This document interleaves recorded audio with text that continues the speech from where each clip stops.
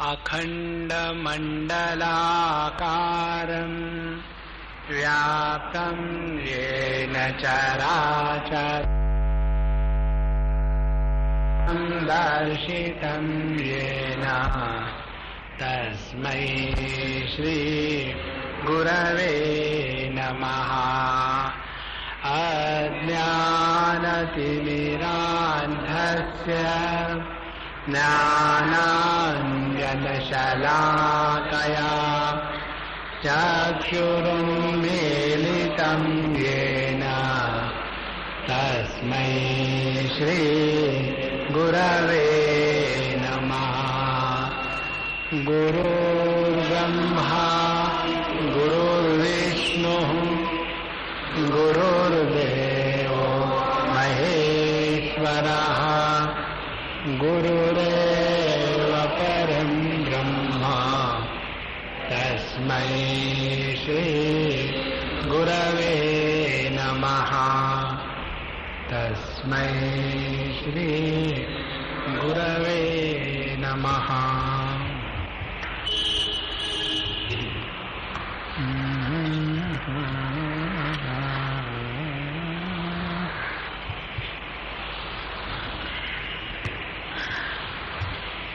हम लोग 100वें श्लोक से पढ़ेंगे।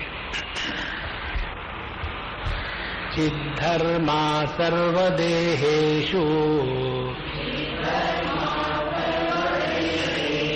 विशेषो नास्ति कुत्रचित् अतश्च तन्मयं सर्वं भावयन् भवजिज्जनः कामक्रोधलोभमोह मदमात्सर्यगोचरे बुद्धिं निस्तिमितां कृत्वा तत्तत्त्वमवशिष्यते।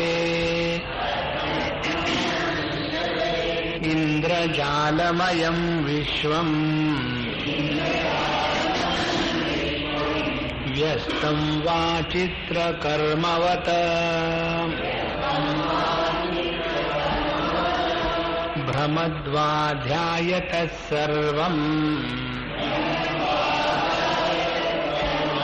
पश्यतश्च सुखोद्गमः। न चित्तं निक्षिपेत् दुःखे न सुखे वा न परिक्षिपेत्। भैरवी ज्ञायतां मध्ये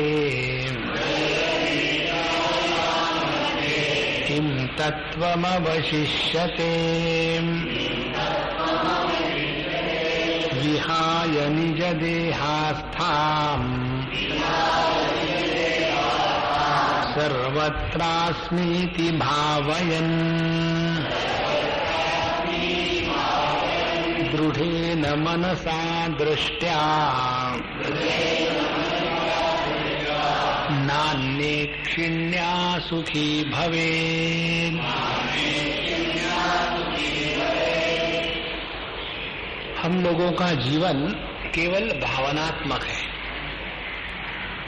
और भगवान श्री कृष्ण भगवद गीता में कहते हैं नास्ति बुद्धिरयुक्तस्य न चायुक्तस्य भावना न चा भावयत शांति अशांतस्य कुतः सुखम।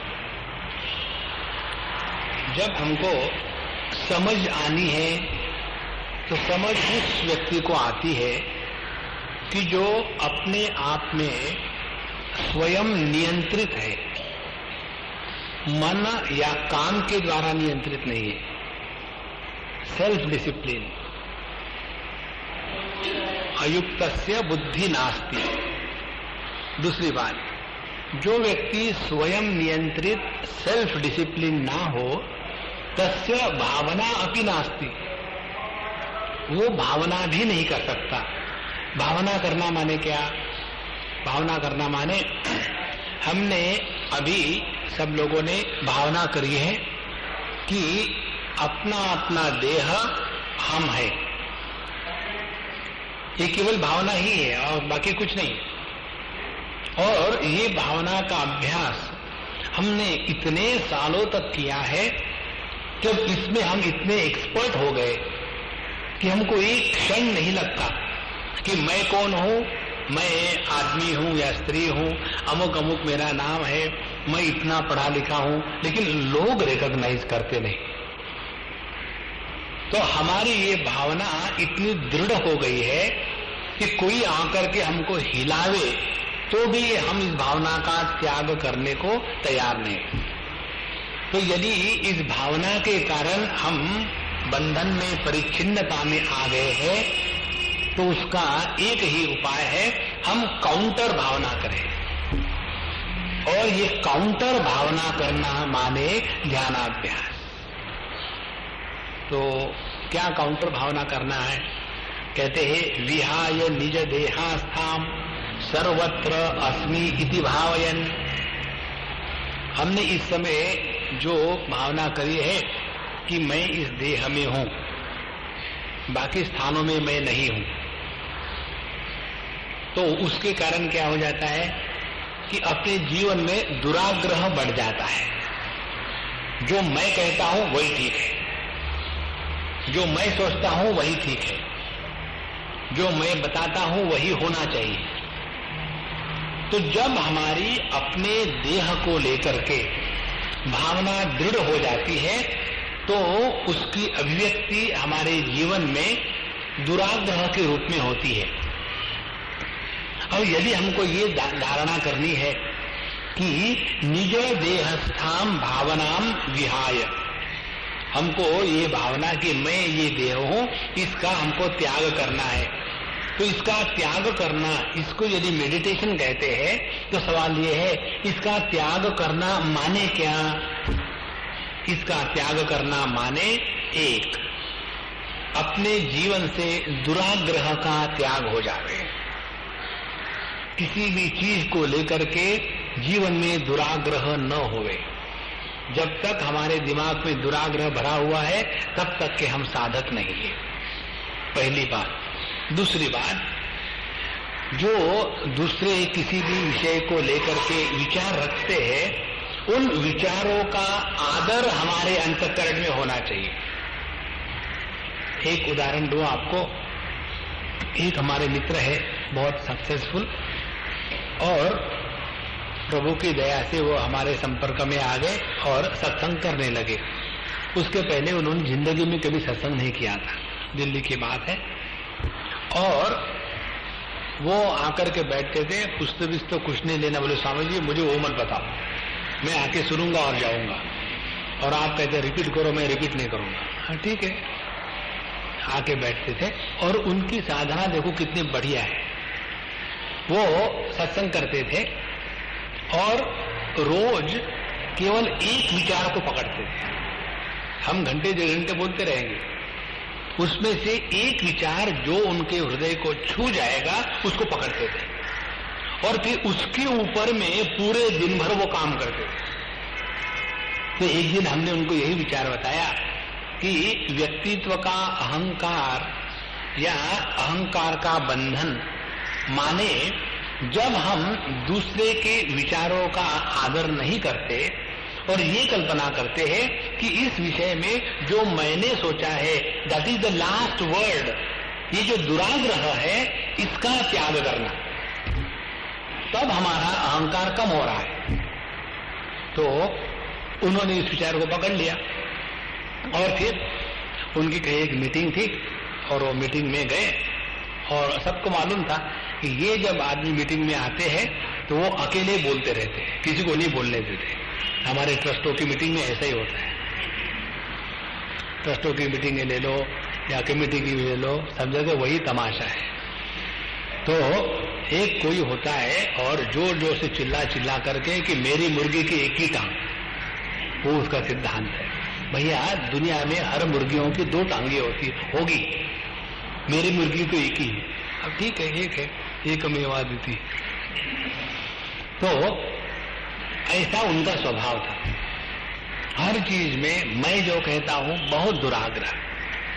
और फिर उस दिन उन्होंने ये बात सीखी और सीखने के बाद वो अब प्रैक्टिस करनी है तो मीटिंग में गए। जो भी कुछ प्लान अप्रूव करना था उन्होंने प्लान सामने आया और डिस्कशन शुरू हुआ। बाकी भी जो आर्किटेक्ट, इंजीनियर और बाकी जो लोग थे अपने अपने ओपिनियन दे रहे हैं। और ये he is the chief, he has to give the final judgment. Normally क्या होता था कि ये बता दिया ऐसा ऐसा ऐसा होना है और बाकी जो भी कुछ बोलेगा ये अपने बुद्धि के बल पर सबको झूठ ठहरा देते और अपनी मनवाते।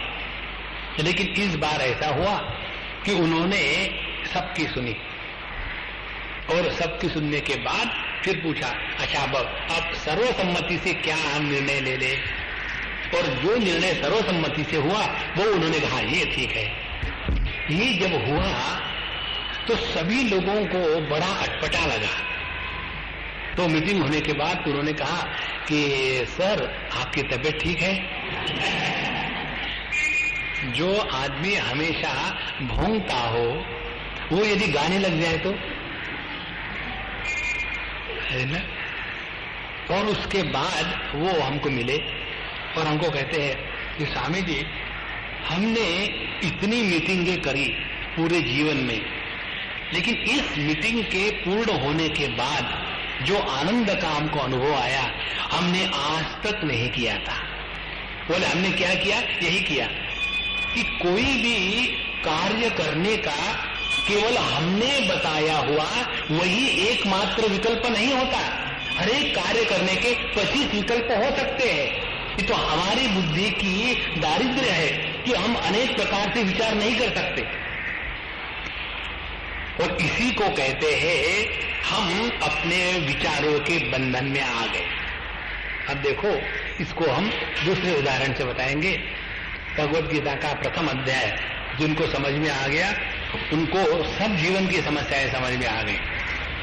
उसमें अर्जुन महाराज ने पहले डिसीजन ले लिया, एतान अंतमिच्छामि ज्ञातोपि मधुसूदन। और एक बार डिसीजन लेने के बाद फिर विचार कर रहे थे। तो उस विचारों के द्वारा हम क्या करेंगे? अपने डिसीजन का अनादर करेंगे क्या? नहीं, हम ऐसा विचार करेंगे कि जिसके द्वारा हमारा डिसीजन कैसा ठीक है इसको ही सिद्ध करने का प्रयत्न करेंगे। और इसके द्वारा हम आर्ग्यूमेंटेटिव होंगे और अपनी बात मनवा के रखेंगे। और इसे निकलेगा क्या? निकलेगा ये कि हमारा व्यक्तिमत्व बहुत कठिन हो जाएगा। और एक बार आप करो, 2 बार करो, 4 बार करो और उसमें यदि हमको सफलता मिल गई तो आदमी को ऐसे लगता है कि मैं जो बताता हूं वही होना चाहिए। और जिसके कारण ये नहीं हो सकता निकाल डालो उसको, कोई जरूरत नहीं। और इसके द्वारा हम साधक नहीं अपने ही आपके बाधक बन जाते हैं।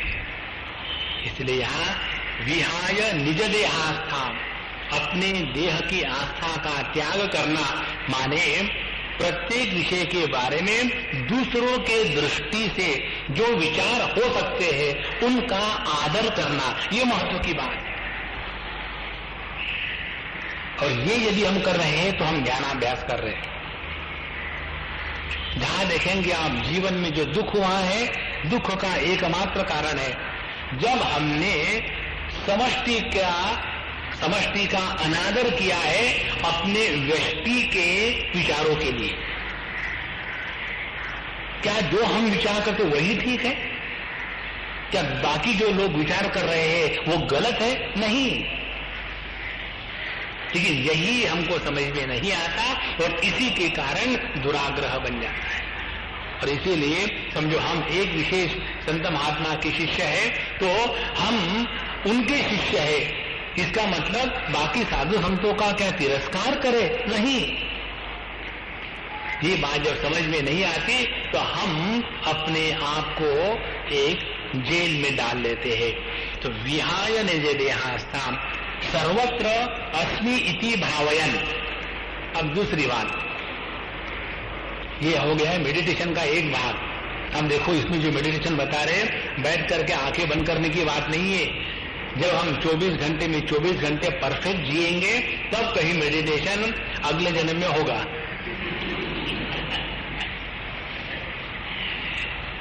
तो एक तो हो गया विहाय निज देहास्ता। फिर सर्वत्र अहम अस्मि इति भावना। तो दूसरा मेडिटेशन का भाग है कि सब जगह मैं हूं। अब इसका क्या अर्थ है, सब जगह मैं हूं? इसका मतलब ये नहीं कि मैंने समझो देखा कि एक स्त्री है, एक पुरुष है, एक जवान है, एक बूढ़ा है, वहां मैं हूं, तो मुझे लगा अरे मैं बूढ़ा हो गया। यहाँ एक छोटे बच्चे को मैंने कहा मैं छोटे बच्चे में हूं तो मैं कूदने लग गया, वो उसका तात्पर्य नहीं है। तो जब सब में मैं हूं ये भावना करनी है। माने क्या? माने ये जैसा हम चाहते हैं लोग हमारा आदर करें, उसी प्रकार से उतने ही सहजता से हम प्रत्येक व्यक्ति का आदर करना सीखें।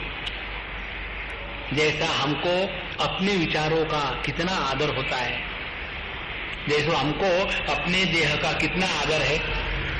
यदि किसी ने समझो कोई आया और हमको नमस्कार नहीं किया, हमको गुस्सा आ जाता है, नमस्कार नहीं किया, समझ क्या रखता है अपने आप को। माने जो हमारे देह को किसी ने नमस्कार नहीं किया तो गुस्सा आता है, तो उसी प्रकार से दूसरों को भी नमस्कार करना ये हमारा कर्तव्य है।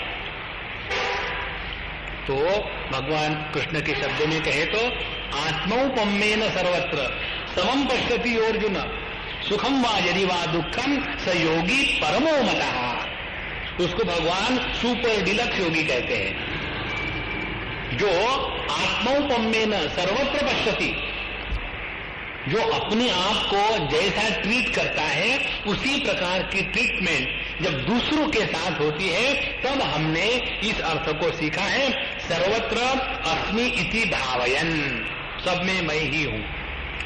ये दूसरा इस ध्यान का पहलू।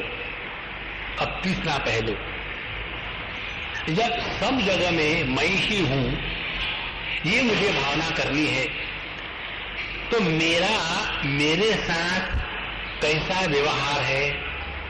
मेरे साथ प्रेम का व्यवहार है, मेरे साथ क्षमा का व्यवहार है। मैं अपने आप की इच्छा नहीं कर सकता, तो मुझे भी जगत में किसी के भी द्वारा किसी के भी लिए इच्छा अपने आप बंद हो जाएगी।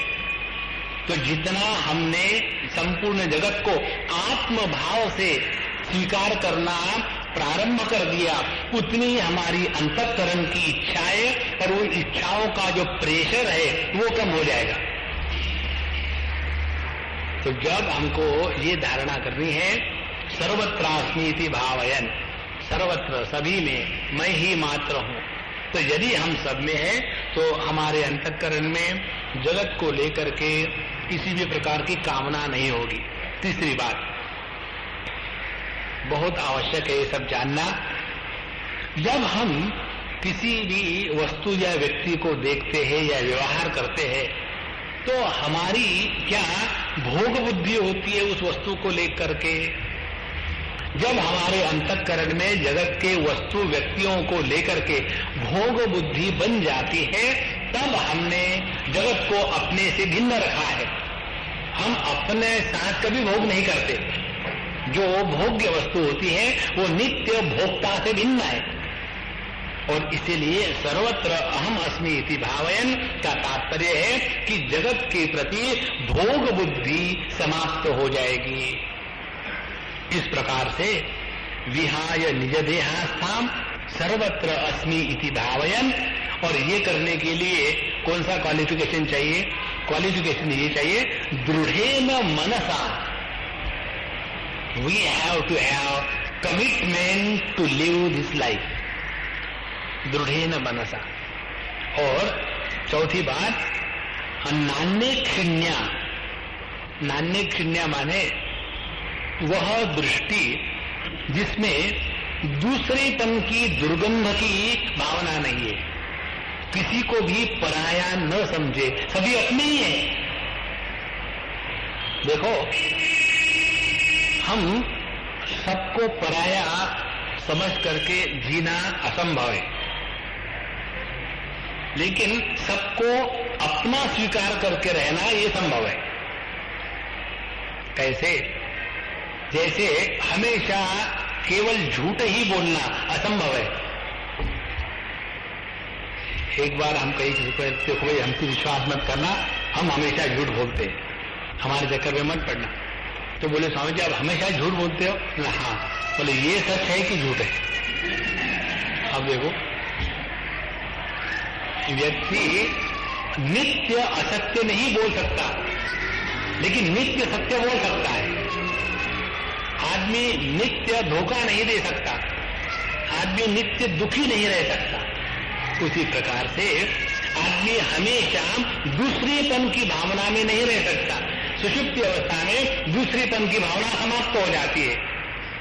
और इसीलिए यहां जो कहा है नान्य क्षिण्या न अन्य इक्षिण्या दृष्टिया, वह दृष्टि जिसमें दूसरेपन की भावना है, ऐसे दृष्टि का त्याग करके मन की दृढ़ता के साथ सब में अपने आप को देख करके अपने निज देह का जो आस्था है, आसक्ति है, उसका त्याग करके अपने जीवन को चलाना माने ध्यानाभ्यास। हमको तो लगा था कि 15 मिनट बैठ ले, हो गई तो बात। इसीलिए कितने सालों तक हम अध्ययन करते हैं और स्टडी क्लास, उसके बाद कैंप, और जितने भी जहां भी कोई भी महात्मा पहुंच गए सब कैंप को करके रख दिया, लेकिन square one, never gone beyond that one square.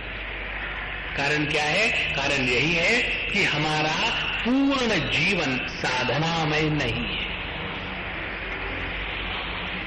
इसलिए यह जो यहाँ धारणा बताई है विहाय निज देहास्थान, और ये साधना करने के लिए आवश्यकता किस बात की है? आवश्यकता इस बात की है कि स्वयं की कष्ट सहने की क्षमता हो, स्वयं की कष्ट सहने की इच्छा हो। जो व्यक्ति स्वयं कष्ट नहीं सह सकता वो अपने देह का तादात्म्य नहीं छोड़ सकता।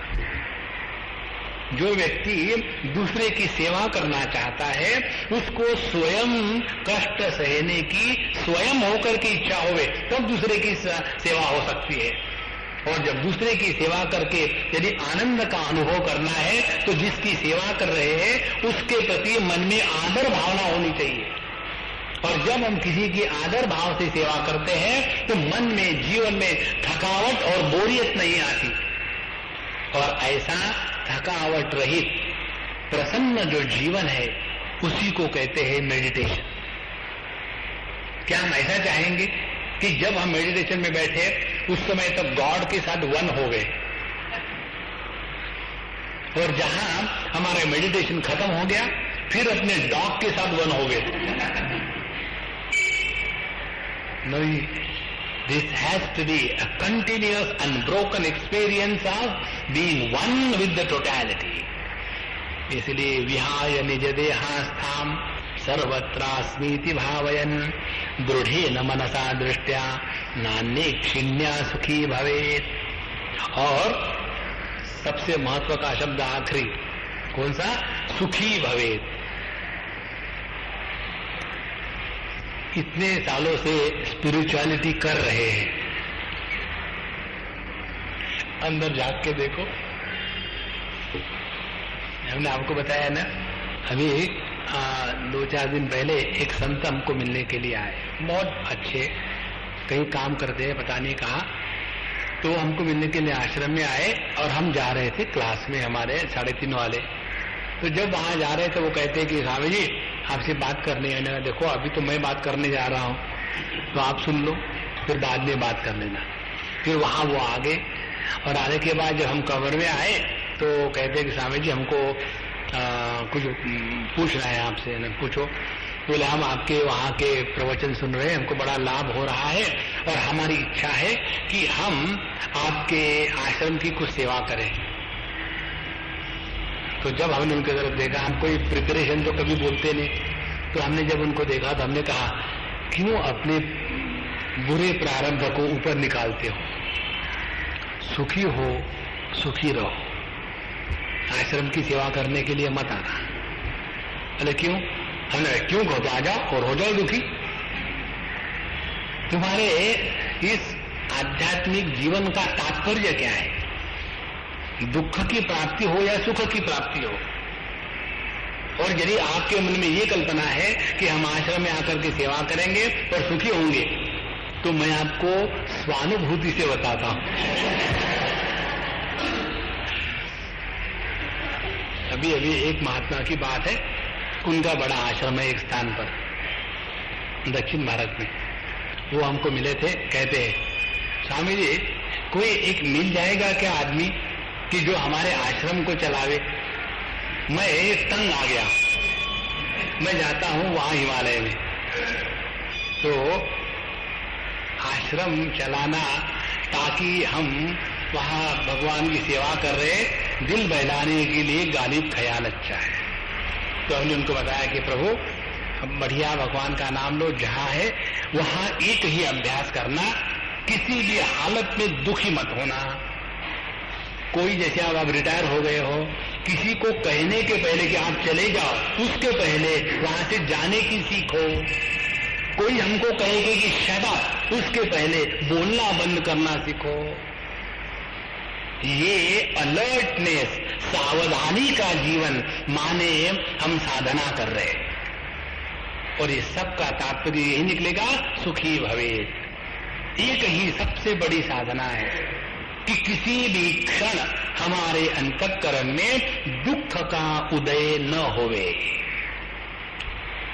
यदि एक इसको पकड़ के रखो, फिर चाहे आप सिनेमा देखो, चाहे पुराने फिल्मों के संगीत सुनो, चाहे आप नाटक ड्रामा सुनो, चाहे मंदिर में जाके बैठो, इससे कोई फर्क नहीं पड़ता। फर्क पड़ता है अपने अंतःकरण की स्थिति कैसी है।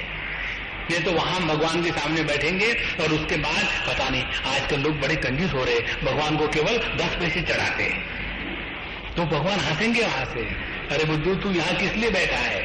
इससे तो अच्छा है कि जा करके मेहनत करो, पैसा कमाओ। लेकिन जिस भी कारण हमारे मन में एक क्षण के लिए भी दुख आता है, तो हम ध्यानाभ्यासी नहीं है। हम देखो मेडिटेशन हम सभी लोग कहते हैं ना, Swami ji please meditation.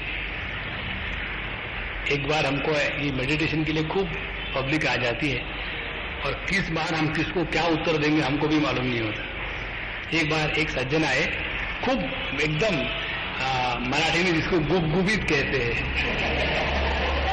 Around not a single bone was seen, A boneless creature. तो आए, उनको डोलते डोलते आए, बोले स्वामी जी अपने को मेडिटेशन सीखना है। तो लाओ, आ गए और मैंने उनको गुदगुदी करी, अरे स्वामी जी आप क्या करें? मेडिटेशन। सवाल ये नहीं है कि आप एक जगह बैठते रहते हो या रोल करते हो, सवाल ये है कि क्या हमारा मन नित्य निरंतर प्रसन्न रहता है या नहीं, सुखी भवे। इस मन की प्रसन्नता ही परमात्मा के आनंद स्वरूप की अभिव्यक्ति है। तो इस धारणा का कंक्लूजन क्या निकला? मेडिटेशन करके सुखी होने के स्थान पर अपने जीवन में प्रत्येक कार्यकलाप में सुख को अभिव्यक्त होने दें, इसको कहेंगे मेडिटेशन। खाना है तो प्रेम से आनंद से खाए, चेहरा है बैंगन के जैसा मैचिंग करके। सोना है तो एक क्षण में सो जाओ, उसके ऊपर में ऐसे ऊपर नीचे होने की कोई जरूरत नहीं। घूमने जाना है तो प्रेम से जाओ, जल्दी जल्दी मुझे वापस आना है, मत जाओ, हूँ तोड़ लियो। जो भी करना है उसमें केवल आनंद की अभिव्यक्ति हो। यदि ये होता रहा तो हमारा मेडिटेशन कंटिन्यूअसली मेंटेन है। इसीलिए सुखी भवे।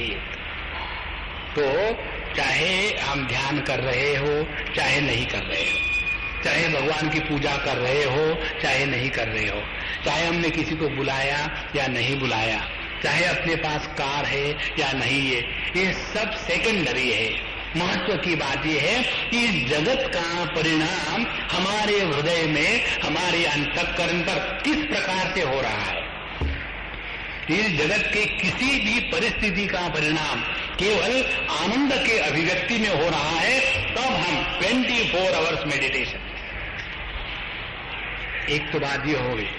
और सुखी भवेत का दूसरा पहलू, दूसरा अर्थ, सुखी भवेत माने जब हम अपने जीवन में जो भी कुछ कर रहे हैं उसमें तो आनंद की अभिव्यक्ति होगी ही, लेकिन उसके साथ साथ एक चीज और बढ़ जाती है। क्या कि हम अपने बारे में, अपनी समस्या के बारे में, अपने जीवन के बारे में, अपने कार्यकलापों के बारे में कम से कम बोलना शुरू कर देते हैं। जब हम किसी से बात कर रहे हैं, कोई हमसे बात करने के लिए आया, शराफत किसमें है? जो आया है उसका आदर करना है। तो भाई तुम्हारी तबीयत कैसी है, बीवी बच्चे कैसे हैं, घर में सब ठीक ठाक है कि नहीं, उसकी परीक्षा हो रही थी उसका ठीक हुआ कि नहीं। हाँ, कोई मेरे पास समझा है आने के बाद, स्वामी जी क्या स्वामी जी मैं परेशान हो गया। अरे जब कोई हमारे पास आता है तो उसका महत्व, अपना महत्व नहीं, तब जाकर के हम धीरे धीरे अपने देह आस्था के कारण जो छोटा सा संसार बनाए रखे उससे निकल जाएंगे। एक इसका उदाहरण देंगे हम, हमारे मित्र का। उनका एक कोई शिष्य था, बचपन से उसने उसको बड़ा किया और बड़ा होने के बाद कोई 18-20 साल का हो गया और एकदम किसी कारण से मर गया। तो वो मरने के कारण अब बाकी जो गांव वाले थे वो भी थे, बड़े दुख मनाने के लिए आए। स्वामी जी ने एक बच्चे को पाला बचपन से, 4 साल से उसको पढ़ाया सिखाया और उसको वेद पठन और वेदांत प्रक्रिया, पूजा करना, श्री चक्र की उपासना सब कुछ पढ़ाया। और 18 साल का होकर के अब अगले साल उसका उस गद्दी पर उसको बैठाना ही था और महात्मा रिटायर होने वाले थे, तो वो मर गया। और इसीलिए मातम मनाने के लिए आए। और ये महात्मा इतने रोने लग गए, इतने रोने लग गए कि लोग इनको समझाते समझाते मुश्किल में हो गए। और ये सब खत्म होने के बाद वो लोग चले गए। हमने कहा महात्मा जी आप इतने क्यों रोए? बोले मैं इसलिए रोया कि पब्लिक को समझाने का कार्य मुझे नहीं करना पड़ा, नहीं तो वो रोते और मैं नहीं रोता, तो मुझे सबको समझाना पड़ता कि देखो मनुष्य का जीवन है, मरते तो सभी है, कोई पहले कोई बाद में, कभी किसकी सेंचुरी होती है, कभी कोई 0 में आउट होता है, ये तो दुनिया है ही। अब मैं हरेक को वही समझाते समझाते परेशान हो जाऊं, उसके स्थान पर ये सभी लोग मेरा सत्संग कई साल तक किए थे, इसीलिए उनको इसमें सब ट्रेनिंग है। अब केवल उनको कहीं ना कहीं इसको अप्लाई करना था, तो I made a field available, मैंने ही रोना शुरू कर दिया। देखो जब हमारी दृष्टि इस प्रकार से बदल जाती है ना, तब हम ध्यान में। आप देखेंगे साधु संतों के पास जाओ, वो अपनी नहीं सुनाएंगे, वो हमारी सुनेंगे। और आप देखेंगे हम केवल उन्हीं के पास जाते हैं कि जो हमारी सुनते हैं। और यही एक कारण है कि जिसके द्वारा हम अपनी देह आस्था से बाहर उठ जाते हैं। तो ये सब पहलू जब हमारे जीवन में स्वाभाविक हो जाते हैं, तब देखना कि हम ध्यानाभ्यास कर रहे हैं और फिर हमारी आध्यात्मिक प्रगति हो रही है, अन्यथा नहीं। अब इसी धारणा को सपोर्ट करने के लिए अगली धारणा, ये तो और कठिन है क्योंकि अभी की धारणा कठिन ही है। हमेशा प्रसन्न रहो, आपको क्या हुआ, शादी होगी तब पता चला। जब हम गृहस्थों के बीच में जाते हैं और उनको कहो ना, तो ऐसे लगता है कि हम उनको चिढ़ा रहे हैं। अच्छा, अगली धारणा है 105वां श्लोक, घटादो यच्च विज्ञानम् इच्छाद्यं वा ममान्तरे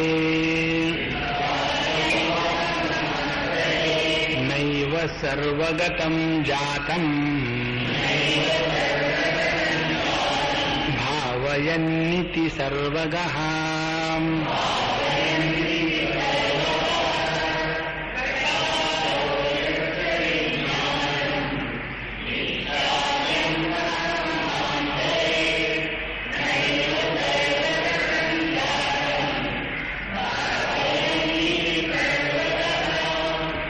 हम लोगों ने जब प्रारंभ किया इस ग्रंथ का तो इंट्रोडक्शन में 2-3 बातें सीखी थी। परमात्मा की जो अनंत शक्ति है, इस अनंत शक्ति के 3 पहलू प्राथमिक है, महत्व के है।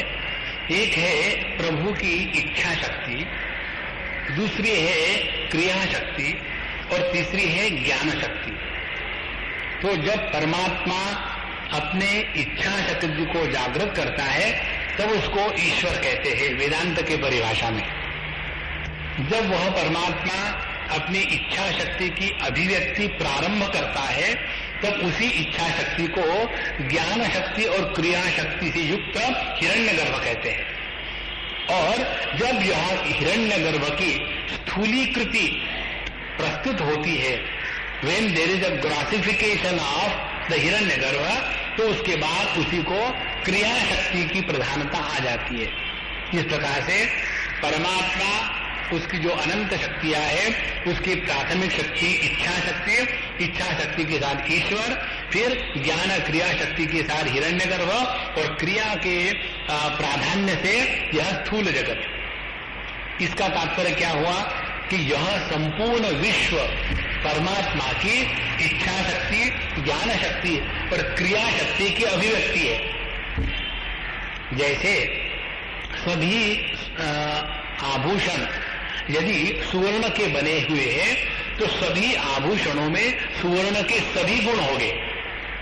उसी प्रकार से यह संपूर्ण विश्व यदि परमात्मा के इस अनंत शक्ति का ही विलास है तो जगत की ऐसी कोई भी वस्तु नहीं है कि जो जड़ है, जगत की ऐसी कोई भी वस्तु नहीं है कि जिसमें ज्ञान शक्ति, इच्छा शक्ति और क्रिया शक्ति इनका अभाव है।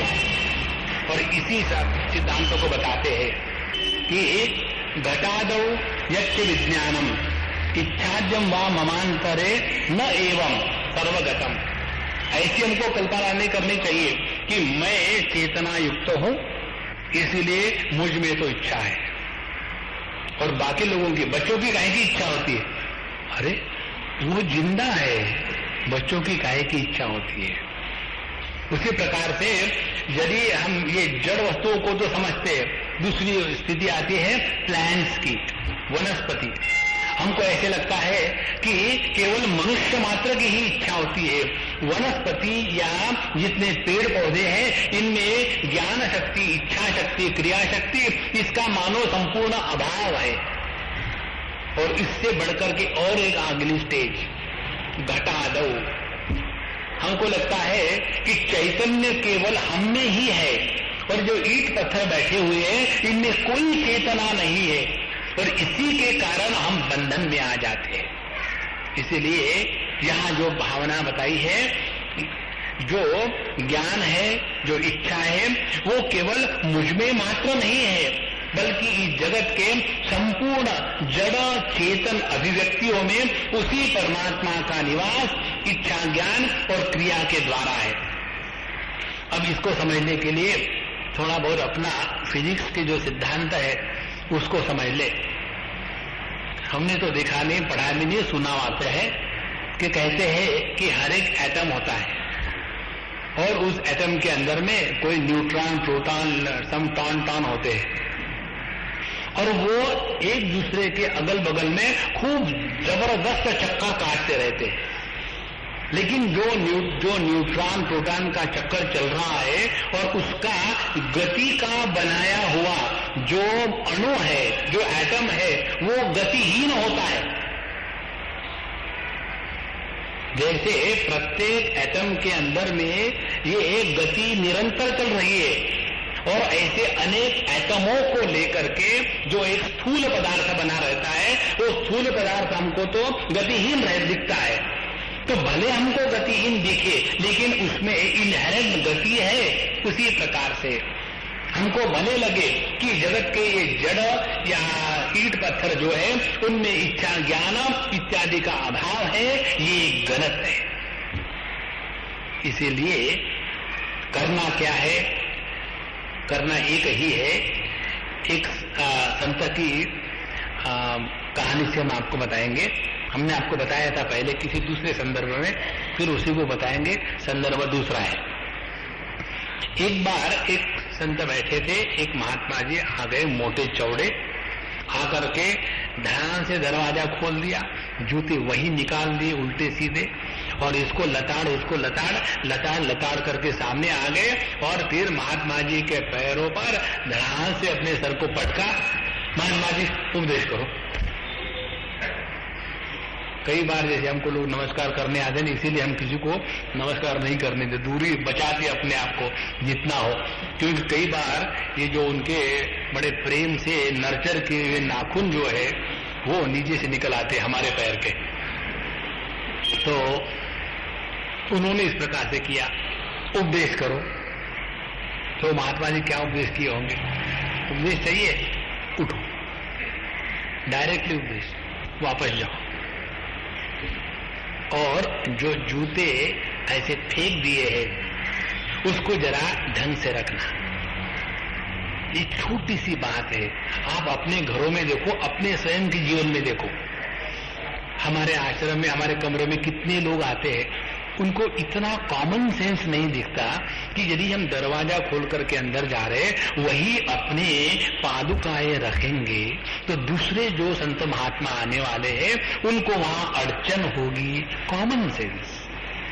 इसके लिए पढ़ाई लिखाई की कोई आवश्यकता नहीं, लेकिन वही डाल दिए और अंदर चले गए। तो पहले जाकर के अपने जूतों को जरा आदर से ठीक से रखना। उनमें भी जान है, उनमें भी व्यक्तित्व है। फिर आते समय तुमने दरवाजों को ध्यान से धक्का लगाया था, या कई बार जोर से बैंग कर देते, जाकर के उनसे माफी मांगो और उससे हाथ लगा करके सहलाओ, फिर आना। उपदेश चाहिए, ये उपदेश। और फिर वहां से आते आते हर एक को लताड़ा है, तो हर को जाकर के चरण छू करके माफी मांगो। हम लोग भी वैसे ही करते, जब ना विशेष करके महाराष्ट्र में जब लोग जाएंगे, किसी को लात लग जाती है तो हम ऐसा करते हैं, मैंने मार लिया, क्या करना है कर ले। वो नमस्कार थोड़ी होता है, वो तो ऊपर से डांटते हैं। तो जिसको जिसको हमने लताड़ा है, उसका अनादर हुआ है, उसको आदर के साथ माफी मांगो। और इसका सबका तात्पर्य क्या है? तात्पर्य एक ही है कि जगत में सभी के साथ, चाहे जड़ हो चाहे चेतन हो, व्यवहार करते समय ये ध्यान में रखना भैया, ये ध्यान में रखना कि हम चेतन वस्तु को स्पर्श कर रहे हैं, जड़ को नहीं कर रहे। और जरा ध्यान लगा के सुनना। हम कितने बार सोचते हैं कि हम भगवान का ध्यान कर रहे हैं, और भगवान का ध्यान कैसा करेंगे कि हमारे हृदय में यदि हम राम भक्त है तो अपना तलवार युद्ध धनुष से लेकर के भगवान रामचंद्र जी पत्थर के रूप में खड़े हैं, क्योंकि नित्य निरंतर हमने भगवान की पत्थर की मूर्ति ही देखी। या हम यदि भगवान कृष्ण का ध्यान करते हैं तो वहां 1.5 पैर पर खड़ा हुआ, हाथ में बांसुरी लिया हुआ एक दूसरा जो पत्थर का स्टैचू है वो खड़ा है, और सोचते हम ध्यान कर रहे। 100% गलत। हमको ध्यान करना है चैतन्य विग्रह का, जड़ विग्रह का ध्यान नहीं करते। तो जितना हमारा विचार इस चैतन्य लोक को लेकर के जागृत होगा, तो धीरे धीरे धीरे हमको जगत के प्रत्येक वस्तु व्यक्ति में चेतना का दर्शन होगा।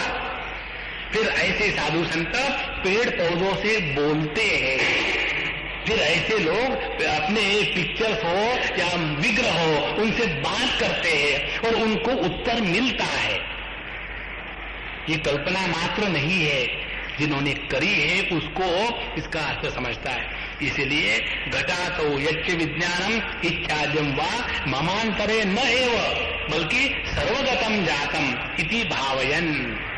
तो यही हमको 1000 बार भावना करनी है। एक हमारी अम्मा है इधर की, उसकी हमको बहुत अच्छी लगती वो अम्मा, और वो सबके साथ ऐसी खुल के बात करती है जैसे जन्म जन्म से जानते हो किसी को भी। और पेड़ पौधों के साथ तो ऐसी प्यार से बात करती है कि वो यदि मरे हुए पेड़ को भी लगा दे तो उसमें से फल निकल आए, केवल प्रेम, क्योंकि उन्होंने उसमें जड़त्व का दर्शन नहीं किया। और ये जो व्यक्ति करता है उसका अनुभव भिन्न होगा, और जो देखता है उसका अनुभव भिन्न होगा, क्योंकि देखने वाला जो है अभी ये दूर से ही देख रहा है, वो उस तत्व के साथ एक नहीं हुआ। तो नैव सर्वगतम जातम भावयन इति सर्वगः, ये सब में व्याप्त वही एक चेतना है, वही एक चैतन्य है। इसीलिए सभी का आदर और सभी में वही शक्ति काम कर रही है, इसका भावना करे। अब और आगे चलते हैं 106वीं वर्ष। ग्राह्य ग्राहक संवित्ति सामान्या सर्वदेहिनां योगिनां तु विशेषोऽस्ति संबंधे सावधानताम् ग्राह्य ग्राहक संवित्ति सामान्या सर्वदेहिनां योगिनां तु विशेषोऽस्ति संबंधे सावधानताम्। आपके पुस्तक में भी ऐसी गलती होगी तो ठीक कर लेना, वहां सदेहिर्व नाम है, वो होना चाहिए था सर्वदेहिना। अच्छा, ग्राह्य ग्राहक संवित्ति, संवित्ति माने चेतना। संवित ये तकारांत स्त्रीलिंगी शब्द शुद्ध चेतना के लिए प्रयोग में लाया जाता है, और शुद्ध चेतना माने वह ज्ञान जिसमें अभी वृत्तियों का जन्म नहीं हुआ। वृत्ति रहित ज्ञान को चेतना कहते हैं। और जहां उस चेतना में वृत्तियों का निर्माण होना शुरू हो गया, वहां मन पैदा हुआ। और जहां मन में वृत्तियों का उगना बंद हो गया, तो वही मन फिर अपना ओरिजिनल जो स्टेटस है चेतना, उस भाव को प्राप्त हो जाता है। इस प्रकार से शुद्ध चेतना जो ज्ञानात्मक है, उसमें वृत्तियों का अभाव होने के कारण किसी भी प्रकार का ग्राह्य ग्राहक भेद नहीं होता।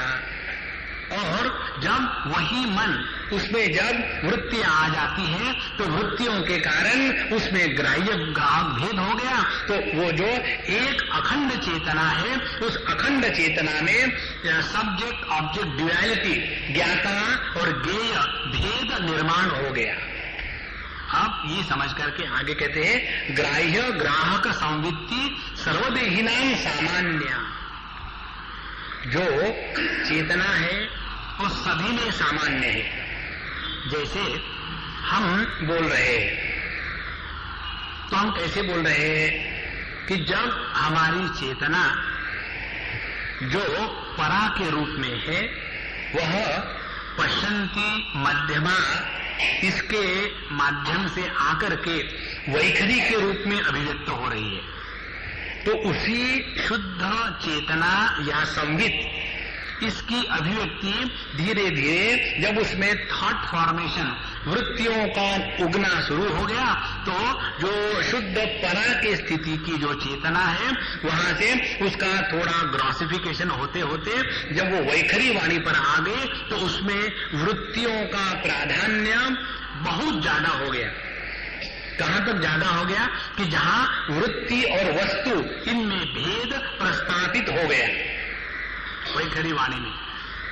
अब एक स्टेप और पीछे जाओ, जब हम मध्यमा में रहते हैं, तब वृत्ति और वस्तु दोनों भी केवल विचारात्मक है, उसमें भेद नहीं है वस्तु का वृत्तियों से।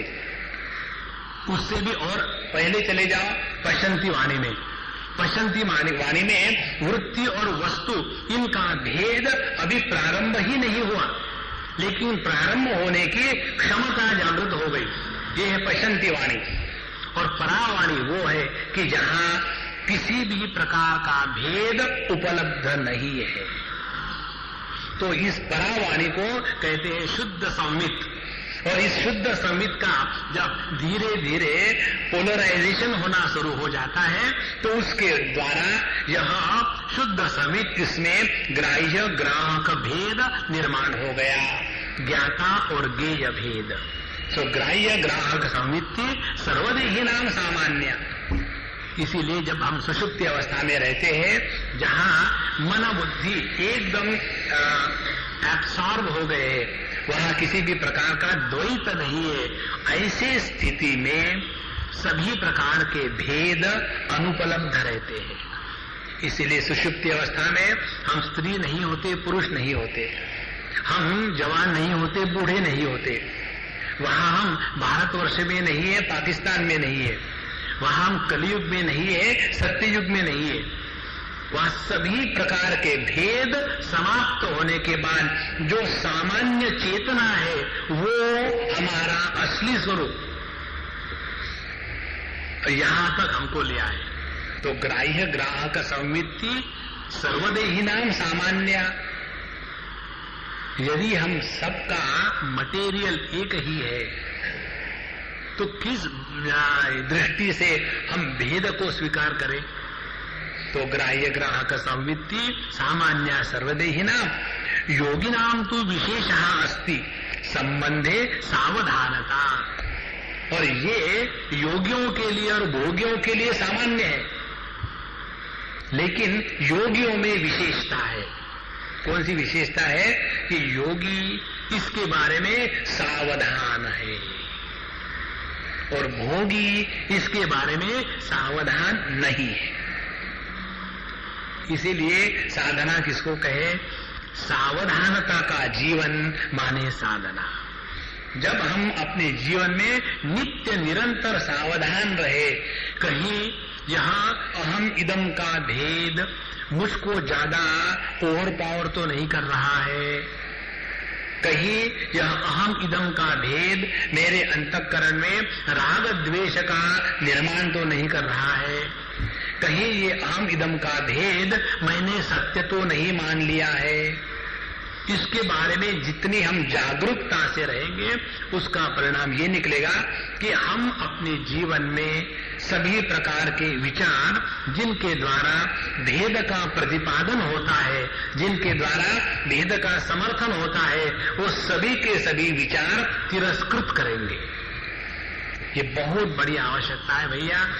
हम लोग अनेक प्रकार के भेद निर्माण करने के अनेक बहाने ढूंढते हैं। जैसे यहाँ कौन कौन है? होगी 50-20 लेडीज और 20-50 आदमी। माने हमने क्या देखा? पहले भेद। तो हमारी दृष्टि हमेशा से इस भेद पर नित्य स्थित होने के कारण इस सभी भेदों का जो आधार एक सामान्य चेतना है उसका हमने तिरस्कार कर दिया है।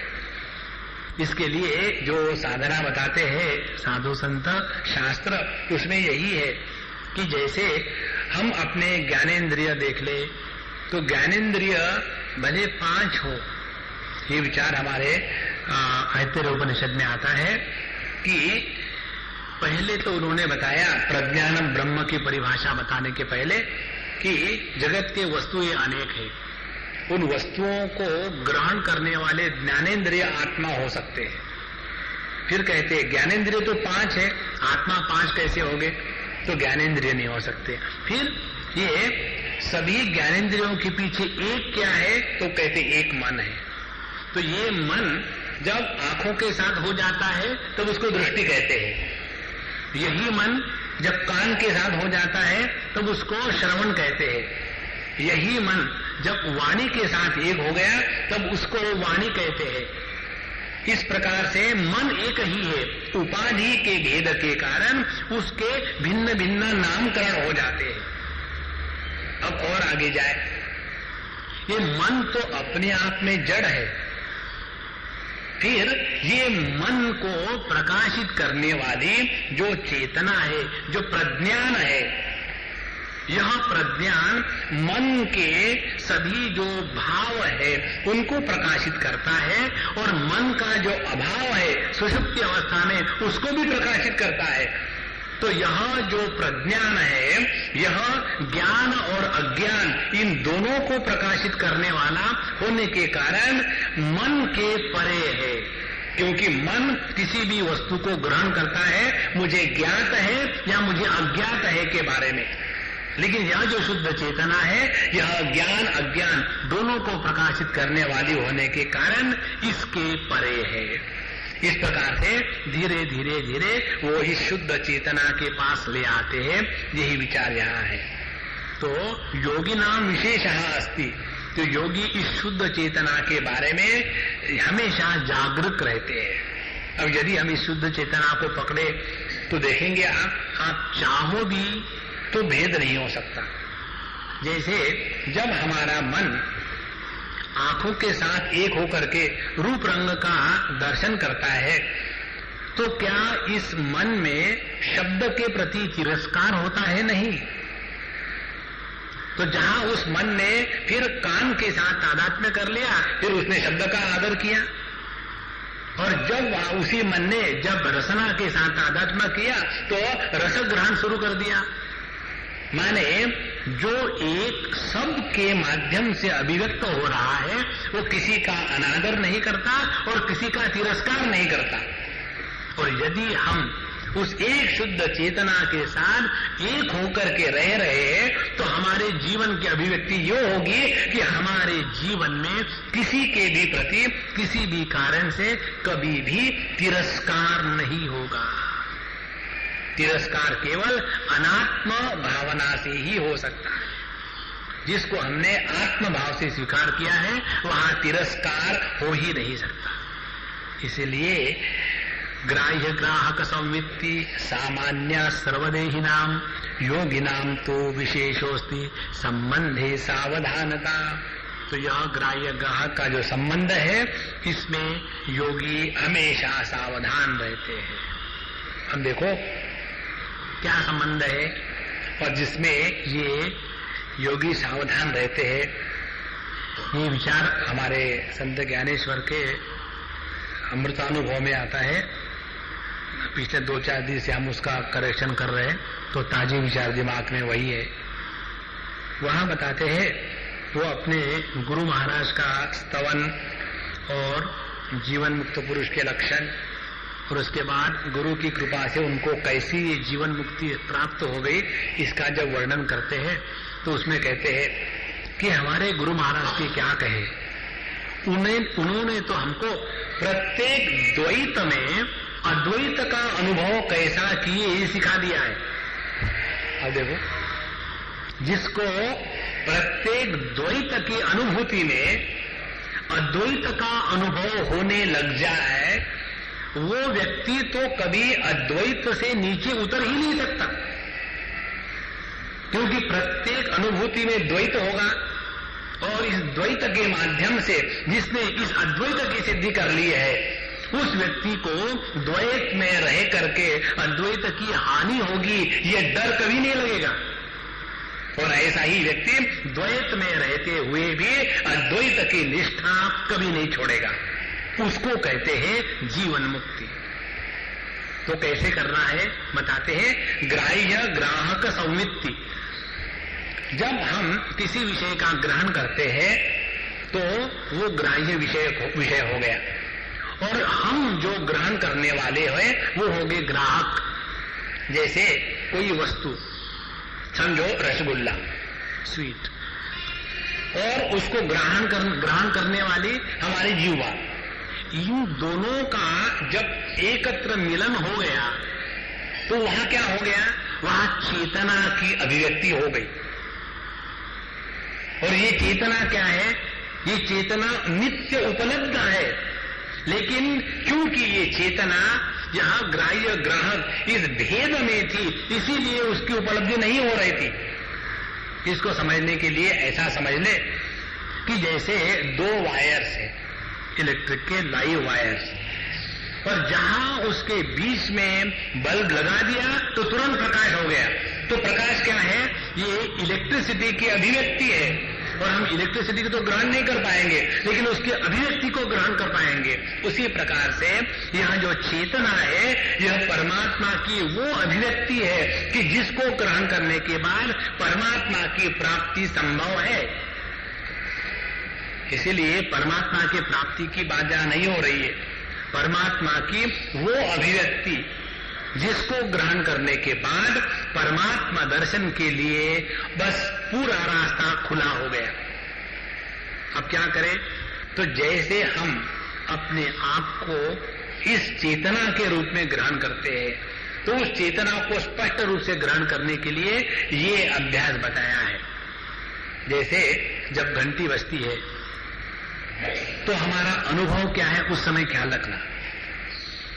शब्द वहां है, कान यहां है, और जहां घंटी बजी माने क्या हुआ? माने वो शब्द और हमारे कान, इन दोनों का मिलन हो गया, और इन दोनों का मिलन जिस स्थान पर हो गया वहां शब्द का ज्ञान हुआ।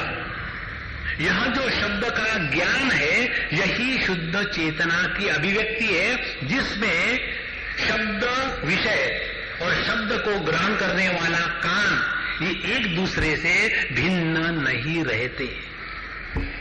इसको कहते हैं ग्राह्य ग्राहक संवित्ति सामान्य, और ये सामान्य है।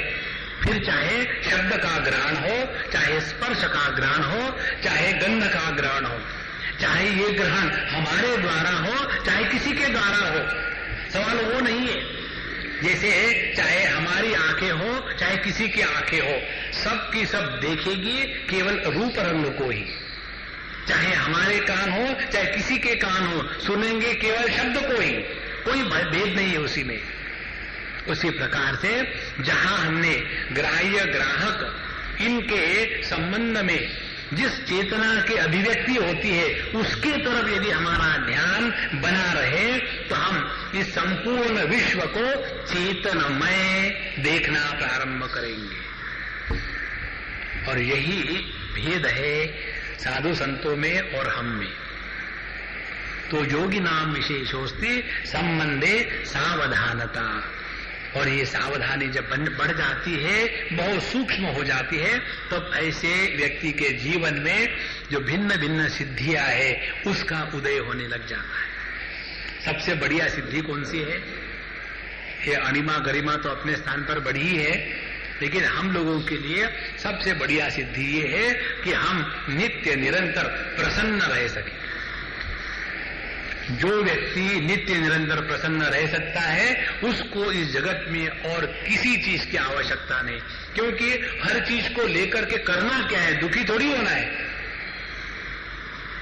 तो जितनी ये एक साधना बनी रहे कि यदि हम इस ग्राह्य ग्राहक समिति को जान लिए सावधानता के साथ, तो हम नित्य शुद्ध चेतना में गोते लगाते रहेंगे और किसी भी प्रकार के विचारों के विक्षेप के या विकारों के हम शिकार नहीं बनेंगे, प्रसन्नता बनी रहेगी।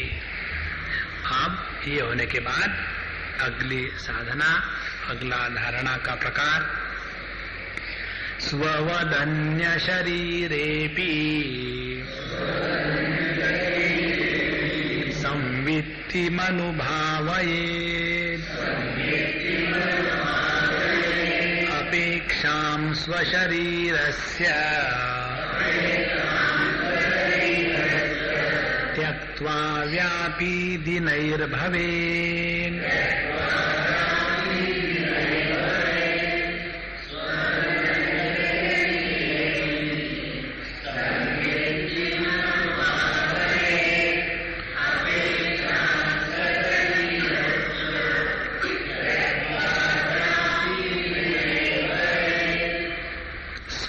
शरीरवत अन्य शरीरे अपि संवित्तिम अनुभवेत्। जैसे हम अपने देह को चेतना युक्त स्वीकार करते हैं, उसी प्रकार से सभी देहों में जो चेतना है वह मेरा अपना असली स्वरूप है। अब देखो इसका अभ्यास किस प्रकार से भगवान करा लेते हैं।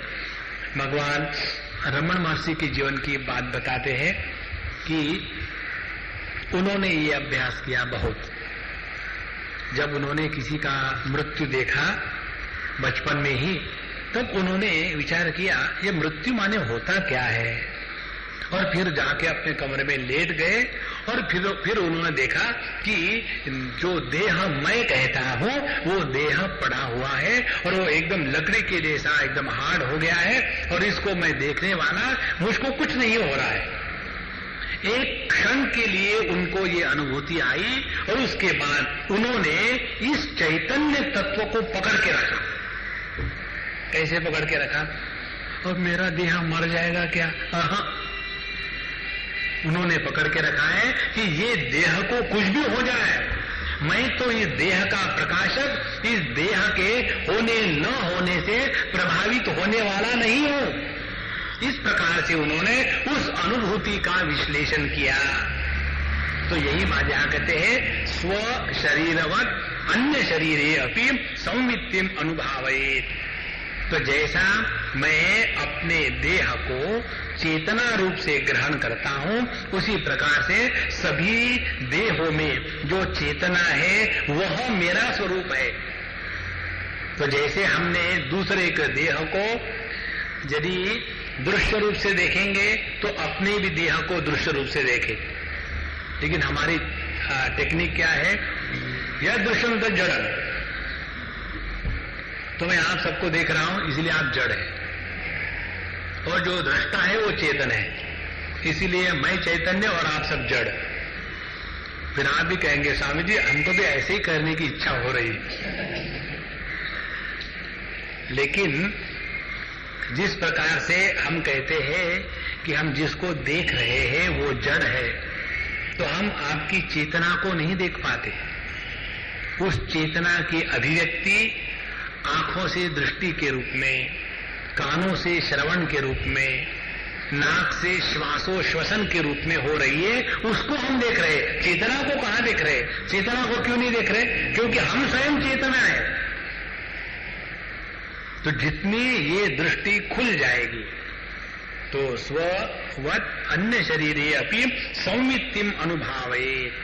तो यह जो चैतन्य इस स्थान से मैं के रूप में अभिव्यक्त हो रहा है, वही चैतन्य सभी स्थितियों में, सभी प्राणियों में मैं के रूप में अभिव्यक्त हो रहा है। अपेक्षाम स्व शरीरस्य तत्वा, इसीलिए अपने शरीर की कोई भी जो अपेक्षा है कि अपने शरीर के लिए ऐसा होवे वैसा होवे, उसका विचार त्याग करके व्यापी दिन ही भवे। तात्पर्य क्या निकला? तात्पर्य ये निकला कि ये देखे कि अपने जो विचार है उन विचारों का विषय क्या बना रहता है। तो हम लोग हमेशा देखेंगे कि हमारे विचारों का विषय होता है मैं। मुझे ये चाहिए, मुझे वो चाहिए, मुझे ऐसा नहीं अच्छा लगता, मुझे वैसा नहीं अच्छा लगता, और केवल हम अपने ही बारे में इतने सोचते हैं कि दूसरे के अस्तित्व को हम स्वीकार तक नहीं करते। जैसे एक सज्जन हमारे वहां आश्रम में आते हैं, वो उनका हमेशा की आदत थी, वो लेट आएंगे नियम से, और आने के बाद वो उनके कार को लेकर के ऐसा सामने से ला करके खटाट, और गाड़ी भी उनकी अकबर बादशाह के समय की, खड़खड़ खा करके बैठेंगे। एक बार होगा, दो बार, कितने महीनों चलता रहा, और हमने कभी कहा नहीं। एक दिन उनका प्रारब्ध ऊपर आया, हम क्या करें। तो जब वो नमस्कार करने के लिए, हमने कहा प्रभु आपके ये रथ को आप आश्रम के बाहर रखा करो और वहां से पैदल आया करो। आपको ये अभी तक कैसे स्ट्राइक नहीं हुआ कि जब हम गाड़ी लेके आते हैं, लेट आते हैं, सबको डिस्टर्बेंस होता है, इतना अवेयरनेस जिसको नहीं हो सकता वो क्या साधना करेगा। We have to become extremely aware in our life. कि जब मैं कहीं जा रहा हूं तो दूसरे को डिस्टर्ब होता है। ये सावधानता जिसके जीवन में नहीं है, वो यदि कल्पना करे कि मैं साधना कर रहा हूं, अशक्य है, असंभव है। और कई बार लोग नमस्कार करने के लिए आते हैं ना, आंखों से पता एक क्षण में चल जाता है कि किस प्रकार का व्यक्तित्व नमस्कार कर रहा है। एक प्रकार का व्यक्तित्व होता है कि जो चाहता है कि देखो नमस्कार कर रहा हूं, एक वो व्यक्तित्व। दूसरा व्यक्तित्व है कि देखो हम नमस्कार करते हैं और कभी एक बार भी नहीं कहा हरिओम। समझते क्या है अपने आप को, नमस्कार नहीं करेंगे। तीसरी बात, कैसे नहीं देखते, जैसे छोटे बच्चे होते हैं ना, दाढ़ी खींच खींच करके हमसे बात करते हैं, उसी प्रकार से स्वामी जी नमस्कार, स्वामी जी नमस्कार, बस देखो मुझे। ये सब जो भिन्न भिन्न अभिव्यक्तियां हैं, उसमें अपना व्यक्तित्व कैसा है ये पता चलता है। तो यदि हम इसके बारे में सावधान रहे, किसके बारे में, स्व शरीरस्य अपेक्षां त्यक्त्वा, अपना जीवन ऐसा हो कि जहां अपना व्यक्तित्व कहीं दिखे ही नहीं, केवल परमात्मा की अभिव्यक्ति दिखे। पिछले बार भी हमने आपको ये 2 शब्द बताए थे।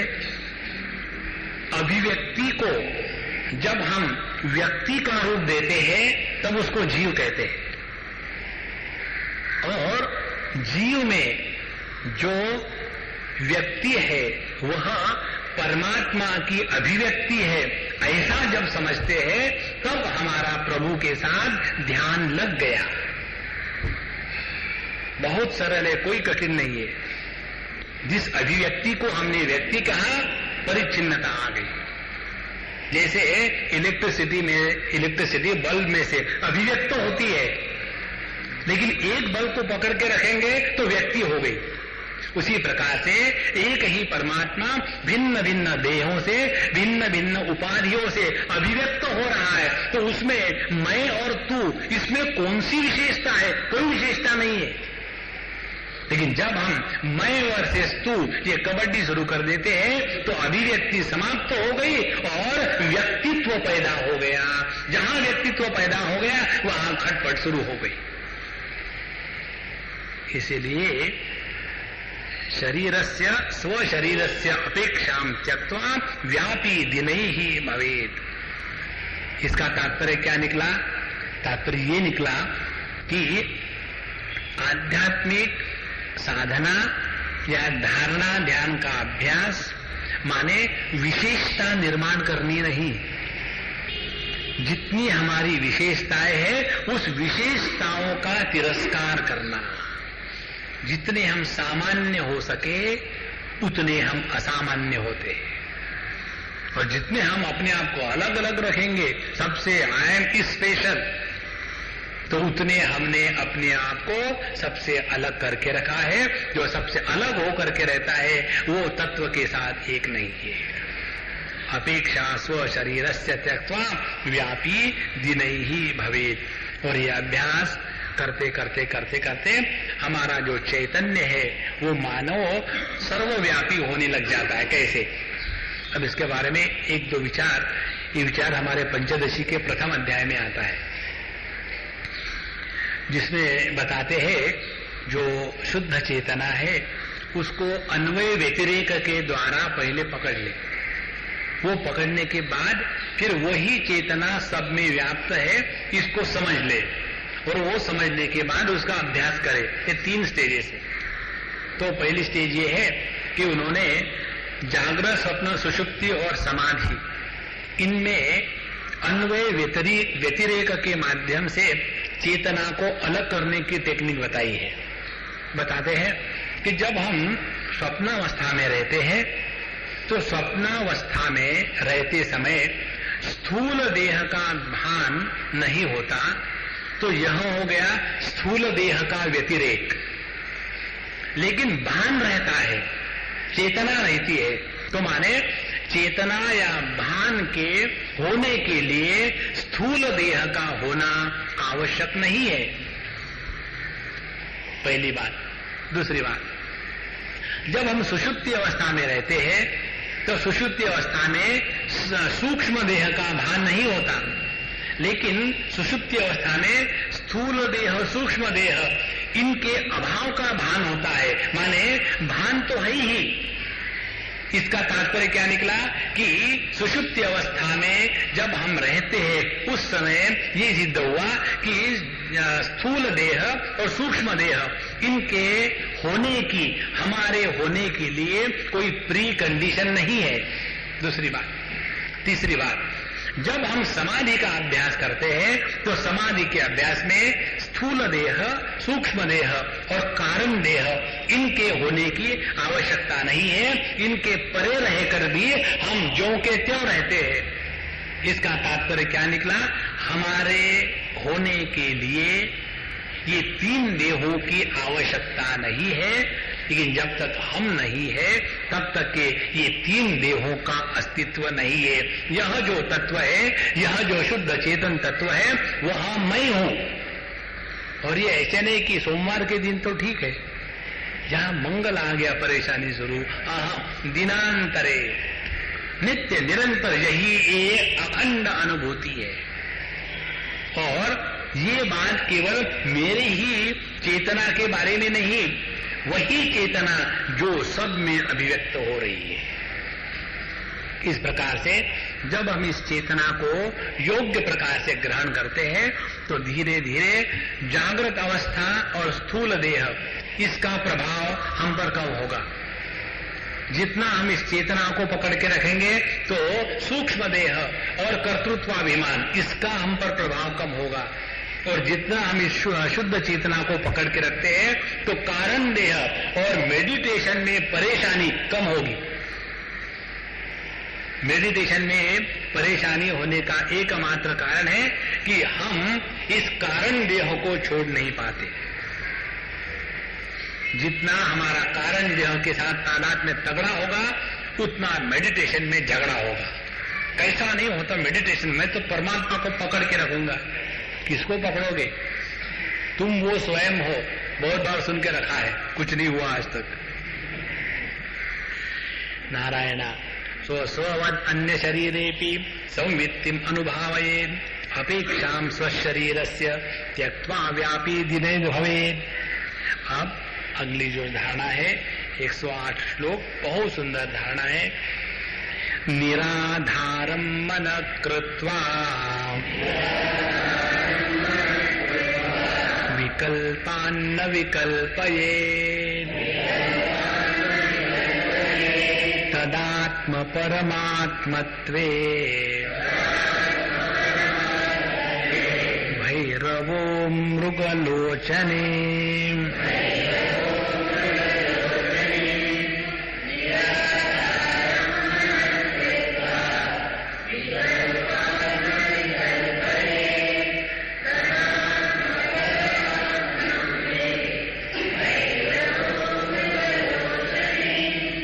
ये धारणा बहुत सरल है और सभी 24 घंटे कर सकते हैं। एक, इसका मूल फाउंडेशन क्या है, नींव क्या है? मनः निराधारम कृत्वा, बस यही साधना करनी है। कौन सी? अपने मन को खाली रखो और पेट को भर के रखो। हम लोगों की साधना होती है आज सोमवार, कल मंगलवार, फिर बुधवार, फिर गुरुवार और फिर संतोषी माता, फिर रविवार, उस दिन एकादशी आ जाती है। इस प्रकार से पेट को तो खाली रखेंगे और दिमाग को भर के रखेंगे। तो साधना करना माने निराधारम मन कृत्वा। अच्छा, इस मन को निराधार करना है तो उसको कोई आधार देकर ही निराधार कर सकते। कैसा आधार दे? ऐसा आधार दे कि जिस आधार का बोझा हम पर न हो, बल्कि ऐसा आधार दे कि जिसका आधार हमको मिले। कैसे? जब हमने अपने मन को आधार दिया जगत की परिच्छिन्न वस्तु का, मुझे टीवी चाहिए, मुझे कार चाहिए, मुझे बीवी चाहिए, मुझे बच्चे चाहिए, तो परिच्छिन्न वस्तु का मन को आधार दिया तो क्या हुआ? ये मन उन परिच्छिन्न वस्तुओं का बोझा अपने सर पर ढो रहा है। दुखी होगा। इसमें ज्यादा एक्सप्लेनेशन की जरूरत नहीं। अब इस मन को निराधार रखने के लिए उसके साथ झगड़ा करने की कोई जरूरत नहीं। कैसे विचार आते बीवी के, मैं एक बार भी नहीं विचार करूंगा। विचार नहीं करूंगा तो शादी काहे के लिए करें? तो कितना झगड़ा करो आप, कभी मन आपका साथ नहीं देगा। तो करे क्या, उस मन को कोई ऐसा काम दे दो कि जिसके द्वारा मन को आधार मिलेगा, लेकिन उस आधार का बंधन नहीं होगा। और वो क्या है? वो केवल अनंत परमात्मा का नाम मात्र है। जितना अखंड नामस्मरण चलता रहेगा उतना मन अपने आप निराधार होता रहेगा। इसीलिए सभी साधु संतों ने जो भगवान के नाम की महिमा गाई है वो इसलिए नहीं गाई कि कोई पूछता है कि क्या साधना करे, एक हाथ में माला पकड़वा दो, छुट्टी। जैसे होता ना आजीवन सदस्यता, हमारी सांदीपनी है ना, वो चिन्मय सांदीपनी, उसकी आजीवन सदस्यता तो ले ली, अब उसको बंद कर दिया। तो सवाल ये आया, उसको बंद कर दिया, लेकिन वो जो लाइफ मेंबरशिप ली उसका क्या है? ठीक ही है, लाइफ मेंबरशिप। लाइफ किसकी? आदमी की कि वैक्सीन की? ये कहाँ हमने बताया था?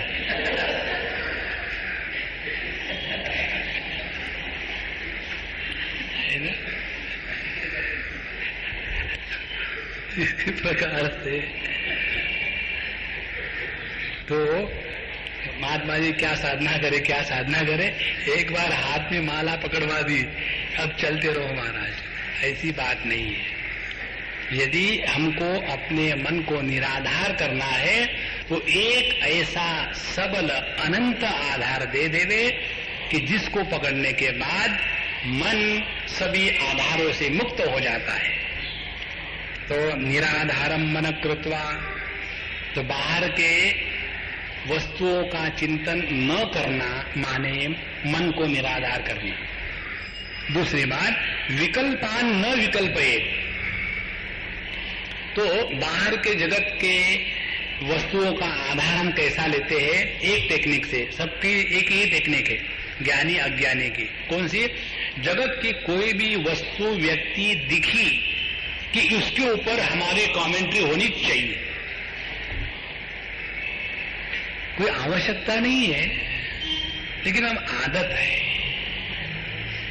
यदि हम जगत का दर्शन करें लेकिन उस दर्शन की टीका टिप्पणी करना बंद कर दें तो हमारी स्थिति दर्पण के जैसी होगी।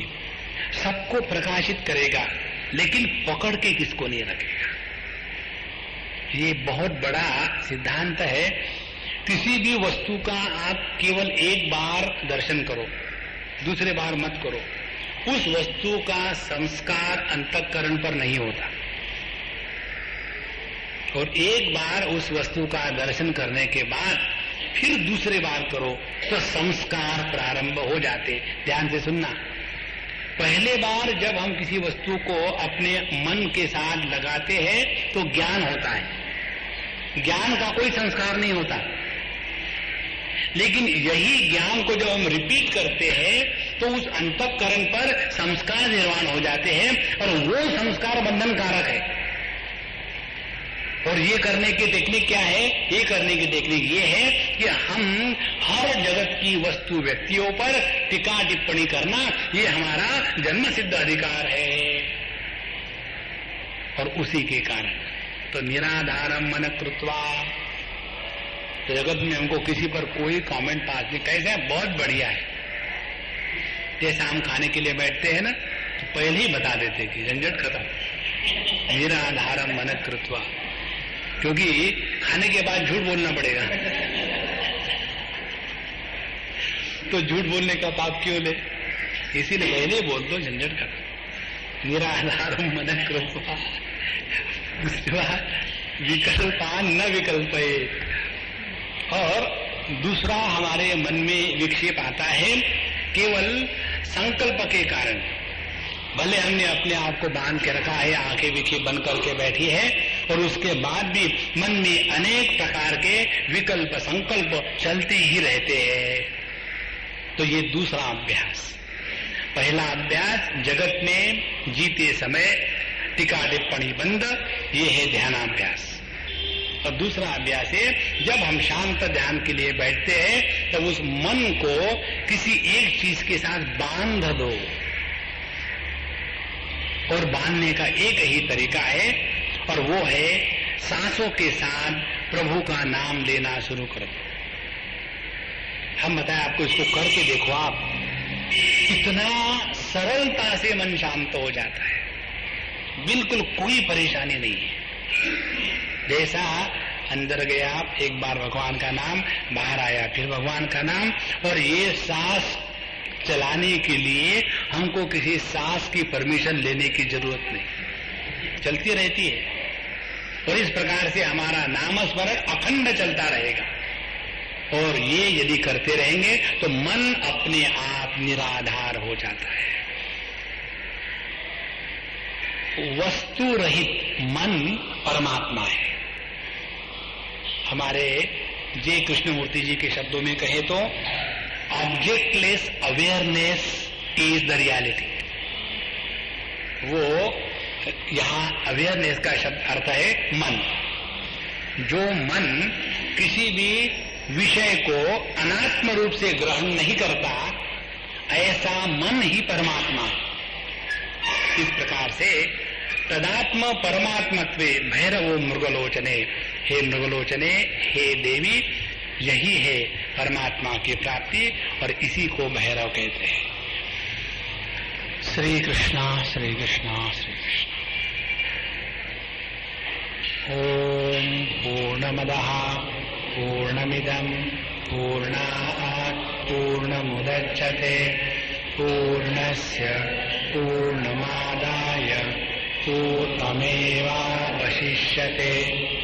ओम शांति शांति शांति। हरि ओम। श्री गुरुभ्यो नमः। हरि